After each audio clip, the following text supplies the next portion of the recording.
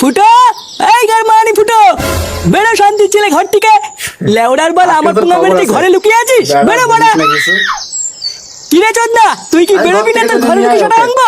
ফুটো, ফুটো, এই গার মানি ফুটো, বেরো শান্তি ছেলে ঘর থেকে। এই কি হচ্ছে রে?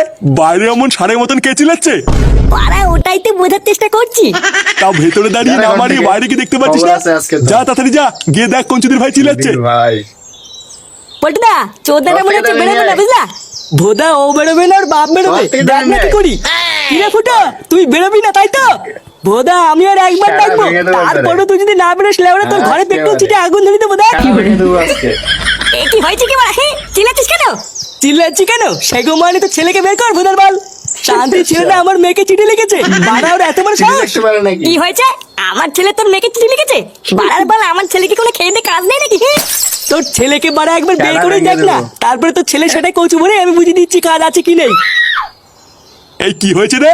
চোরের বাচ্চাগুলো, এটা একটা ভদ্রলোকের বাড়ি, এইখানে এসে চিল্লাচ্ছিস কেন? ভদ্রলোক না বাল, সবে পদ মারার তার। দেখো কাকু, আমরা ভালোভাবে বলছি ফাটাকে ভদ্রভাবে ঘর থেকে বের করে দাও। ওই সুরে বাচ্চাটা আমার বন্ধু পল্টুর মেয়েকে চিঠি লিখেছে, আমরা কিন্তু সেটাটা ভেঙে এখান থেকে যাবো না।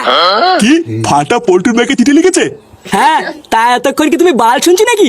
ভালো চাও তো ফাটাকে ভদ্রভাবে বের করে দাও, আমরা হালকা করে সাটা ভেঙে বেরিয়ে যাবো। সে আমার দাদু ভাই যা করেছে করেছে, এখনো বাড়ি নেই, তোরা যা এখান থেকে। বাড়ি নেই মানে? কোথায় গেছে ও? অত লেওড়া বলতে পারবো না, সেই সকালবেলা আর বন্ধু কেউটের সাথে বেরিয়েছে, এইটুকু জানি। পল্টুদা ছাড়ো, এখন আর ফালতু ঝামেলা করে লাভ নেই। পরে কোনো সময় রাস্তাঘাটে দেখলে সেটা ভেঙে দেবা।